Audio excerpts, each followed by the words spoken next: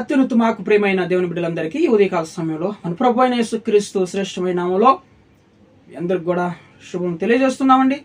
Praise the lord. బాగున్నారు కదా అంతా? మన ప్రభు నిండికాల సమయం అంతా కూడా మనల్ని కాచి కాపాడి ఈ దినమును మనకు బహుమంగా ఇచ్చినాడు కాబట్టి పరిశుద్ధ నామానికి మహిమ కలుగును గాక. పరిశుద్ధ గ్రంథంలో అనేక మనకి కృపావార్తలు మన కోసం ఎదురు చూస్తున్నాము కదా. నేటి కృపావార్త దేవుడు మనకి ఇచ్చేటువంటి వాగ్దానం యెషయా గ్రంథంలో నుంచి 44వ అధ్యాయము 4వ వచనం. యెషయా గ్రంథము 44వ అధ్యాయము 4వ వచనం.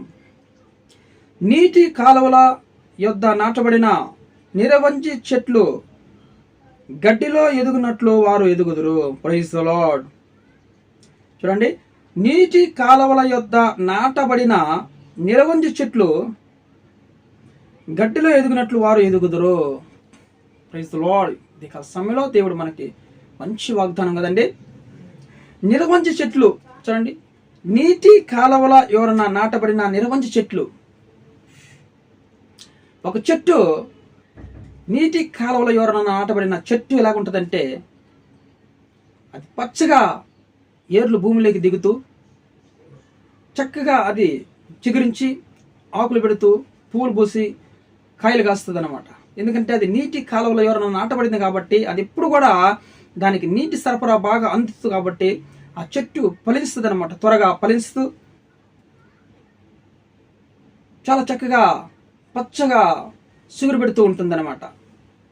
కొన్ని చెట్లు చూడండి, నీటి కాలువలో ఎవరైనా కాకుండా ఆ గట్టి నేలన రేగటి నేలన నాటబడిన చెట్లు దానికి సరైనటువంటి నీరు సరఫరా లేక నీళ్ళు అందక భూమి తేకం కాక ఆ చెట్లు ఆకులు ఎండిపోతూ ఉంటాయి.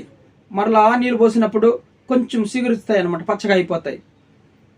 మరలా ఎండ వచ్చినప్పుడు ఎండిపోతూ ఉంటాయి అనమాట. ఎందుకంటే భూమిలో తేమ లేదు, దానికి నీటి యొక్క వసతి లేదానికి, దానికి నీరు సరిగా అందందువలన ఆ చెట్లు ఎండిపోవడానికి కారణమవుతాయి కదా.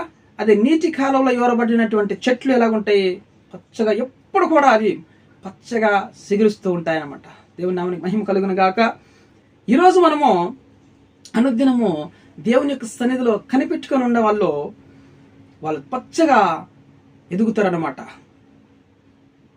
వాళ్ళు పచ్చగా వాళ్ళు వేర్లు తన్ని భూమిలోకి దిగి వాళ్ళు కొమ్మలు, ఆకులు, పువ్వులు, కాయలతో చిగురిస్తారు, వాళ్ళు ఫలిస్తారు. ఆత్మీయంగా ఎదగడానికి ఈ చెట్లకి ఎలాగైతే నీరు ఎంత అవసరమో అలాగే మనకి జీవవాక్యం అనేది ఎంతో అవసరం అన్నమాట. ఆ జీవము చూడండి, వాటికి నీళ్లు తగలడం ద్వారా జీవము పొందుకుంటాయి. ఆ చెట్లు పచ్చగా ఉంటాయి. ఈరోజు మనం వాక్యం అనే ఆ వాక్యం మన హృదయంలోకి వెళ్ళినప్పుడు, మన ఆత్మీయ జీవితంలో మనం ఆహ్వానించినప్పుడు, బైబిల్ ధ్యానము, దేవుని వాక్యము విన్నప్పుడు మన జీవితాలు పచ్చగా సిగిరిస్తాయి, ఆనందంగా ఉంటాయి అన్నమాట. అది వాక్యము మన జీవితంలో మన హృదయంలో లేకుండా, జీవవాక్యం లేకుండా ఉంటే, మన అందనప్పుడు మనం దాన్ని ఆహ్వానంగా తీసుకోకుండా ఉంటే మనం ఎండిపోయిన పరిస్థితి. మనకి ఎండిపోయిన పరిస్థితి. మరి ఆ చెట్టు ఎలాగైతే ఎండిపోతుందో నీళ్ళు అందక, ఆ ఎండకి గాలికి ఎలాగైతే ఎండిపోతూ ఉంటుందో అలాగే మన జీవితాలు ఎండిపోతాయన్నమాట. కాబట్టి నీటి కాలువలో నాటబడిన నిరవంజి చెట్లు ఎలాగా గడ్డిలో పచ్చగా ఎదుగుతాయో మన జీవితం అలాగే ఎదగాలంటే వాక్యంతో మనం ఉదక స్నానం చేసుకోవాలి. వాక్యాన్ని మనం అంగీకరించాలి. ఆ వాక్యానుసారంగా వాక్యము ధ్యానించాలి. మనకు వాక్యం ఎంతో అవసరము. ఆ వాక్యము మన పాదములకు దీపమై మనల్ని చీకటిలోనికి వెళ్లకుండా, లోకంలో ఉన్నటువంటి ఆశయాలకి మనల్ని లోబడనీయకుండా ఆ వాక్యం మనల్ని కాపాడుతుంది. ఆ వాక్యం మనకి నెమ్మది కలుగజేస్తుంది అనమాట. బాధల్లో ఆ వాక్యం నెమ్మది కలుగజేస్తుందని దేవుని వాక్యము చదివిస్తుంది కదా. అది ఆ జీవవాక్యాన్ని మనము అంగీకరించాలి. ఆ వాక్యాన్ని మనం తీసుకోవాలి హృదయంలోనికి. కీర్తనలో 1వ అధ్యాయంలో కూడా ఆ మాటలు ఉంటాయి కదా. నిజముగా నీటి కాలువలో యోరబడిన చెట్టు తగిన కాలంలో ఫలమిచ్చే చెట్టు వలె నువ్వు ఉంటావు. ఎప్పుడో దేవుని వాక్యాన్ని అంగీకరించి ఆ వాక్యానుసారం నడుచుకోవాలి. మనం లోకానుసారం నడుచుకోకూడదు. దుష్టు ఆలోచన మనం నడవకూడదు. పాపుల మార్గం నిలవకూడదు. అపహాసకులు కూర్చుండు చోటు కూర్చుండగా ధర్మశాస్త్రం ధ్యానించు. వాక్యాన్ని ధ్యానిస్తే నువ్వు వాక్యాన్ని ఎప్పుడైతే ధ్యానిస్తావో ఆ వాక్యము నిన్ను బ్రతికిస్తుంది. బాధల్లో నెమ్మది కలిగిస్తుంది.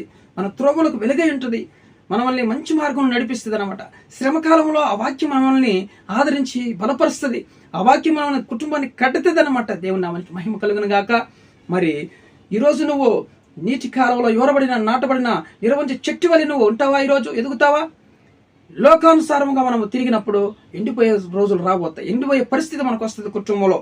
ఇప్పుడు బాగానే ఉంటాం, కానీ ఒకరోజు ఎండిపోయే పరిస్థితులు మనకు వస్తాయన్నమాట. కాబట్టి దావీదు కూడా మాట్లాడుతాడు 37 కీర్తనలో, నిజముగా నీతిమంతులు చూడండి, నీతిమంతులు వాళ్ళు ఎలాగుంటారంటే దినము దయాలు రైతులకు అప్పిచ్చేవారుగా ఉంటారన్నమాట కదండి.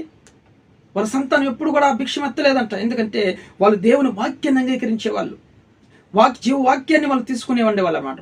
వాళ్ళు దేవుని మందిరంలో నాటబడిన వారులై, నాటబడితే నిరవంచి చెట్టు వలె ఆకు వాడక తగిన కాలంలో ఫలమిస్తాం. మనం తగిన కాలంలో మనం ఆశ్రయించబడతాం, తగిన కాలంలో మనం ఇల్లు కట్టుకుంటాం, తగిన కాలంలో మనము చూడండి కారు తీసుకుంటాం. మనం ఆశించినది అన్ని కూడా దేవుడు మనకి అనుగ్రహిస్తాడు. దేవుని నామానికి మహిమ కలుగును గాక. నువ్వేదైతే ఆశపడతావో అదే నీకు బహుమానంగా దేవుడు అనుగ్రహిస్తాడనమాట. ఇప్పుడు దేవుని సన్నిధిలో మనం కనిపెట్టుకోవాలి. ఆయన కృపా వార్త కొరకు ఆయన వాక్యాన్ని మనం తీసుకోవాలి హృదయంలోనికి.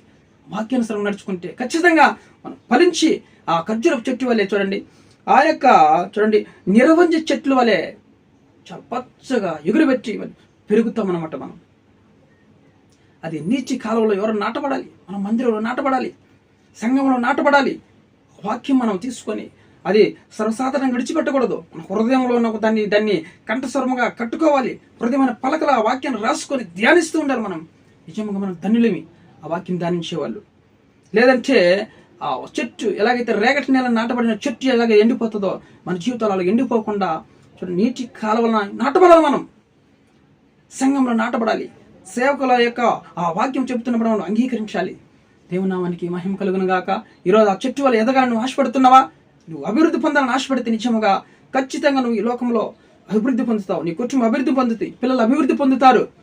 దేవుని వాక్యాన్ని అంగీకరించాలి. జీవవాక్యాన్ని మనం తీసుకున్నప్పుడు మనం అభివృద్ధి కలిగి చాలా పచ్చగా మనము చిగురించి మన కుటుంబాలు ఆనందకరంగా ఉంటాయి. దేవుని నామానికి మహిమ కలుగును గాక. వీడియో చూస్తున్న వారందరూ కూడా దయచేసి సబ్స్క్రైబ్ చేయండి, లైక్ చేయండి, ఇతరులకు షేర్ చేయండి వీడియోని. దేవుడు మీ కుటుంబాలని అభివృద్ధి కలిగించును గాక. ప్రార్థన చేసుకుందాం. ప్రేమ కలిగిన తండ్రి, ఘనమైన నామని బట్టి మేము స్తుతిస్తున్నామయ్యా. ఉదయకాల సమయంలో మనం ప్రేమించి మంచి వాగ్దానం ప్రభా, నిజంగా నాయన నీటి కాలువలో ఎవరబడి నాటబడిన మరి నిరవంజ చెట్టు వలె మీరు ఎదుగుతారని సెలవిచ్చిన గొప్ప దేవుడు తండ్రి. ప్రతి వీడియో చూస్తున్న ప్రతి ఒక్క కుటుంబం ఆయన అభివృద్ధి కలిగించండి, సహాయం చేయండి. ఎవరైతే సమస్యలు ఉన్నారో వాళ్ళకి ఆయన సమస్యలను చూపించండి. అప్పులు ఉన్న వారికి ఆయన సహాయం చేయండి, అప్పులన్నీ తొలగించండి ప్రభావ. మీరు సహాయం చేయండి, కృప చూపించండి. జ్ఞానం లేని వారికి జ్ఞానం తెచ్చండి. పిల్లలు ఎగ్జామ్స్ రాస్తుంటుంది కాబట్టి జ్ఞానం తెచ్చండి. అందరూ కూడా మంచిగా పాస్ అవడానికి సహాయం చేయండి. ఉద్యోగం లేని ఉద్యోగం తెచ్చండి ప్రభావ. వివాహం కాని వారికి మంచి వివాహ సమకూర్చండి. గర్భం లేని బిడ్డలకి మంచి గర్భఫలాన్ని అనుగ్రహించండి. రోగంతో బాధపడుతున్న అందరినీ ముట్టి స్వస్థపరచండి. మీరు పొందిన గాయాల ప్రతి ఒక్క వాటికి స్వస్థత కలుగును గాక తండ్రి. సమస్యలు ఉన్న వారికి విడుదల తెచ్చండి. ప్రయాణిస్తులను కాపాడండి. ప్రతి విధమైన కీడుని తప్పించమని కాపాడుతున్నాం తండ్రి నాయన. మరి వేడుకుంటున్నాం ప్రభా నాయన, కృప చూపించండి, సహాయం చేయండి. కుటుంబంలో నెమ్మది ఐక్యత తెచ్చండి. విడిపోయిన కుటుంబాన్ని ఏకజనముగా చేయండి, సమకూర్చమని ప్రార్థిస్తున్నాం. హాస్పిటల్ రోగులందరినీ మీ వాక్యం పంపిస్తే స్వస్థపరచండి, యేసయ్య బలపరచండి, కృప చూపించమని నాయన మమ్మల్ని సిద్ధపరచమని మీరు అక్కడ వరకు నాయన ఎప్పుడు కూడా మేము ప్రార్థించేవారుగా నాయన ప్రార్థనాత్మలతో నింపమని మాకు సహాయం దయచేయమని సమస్త ఘనత మహిమ ప్రభావాన్ని మీకు చెల్లిస్తూ యేసుక్రీస్తు జీవమైన నామములో ప్రార్థన అడిగి వేడుకొని పొంది ఉన్నాం పరలోకపు తండ్రి. ఆమేన్.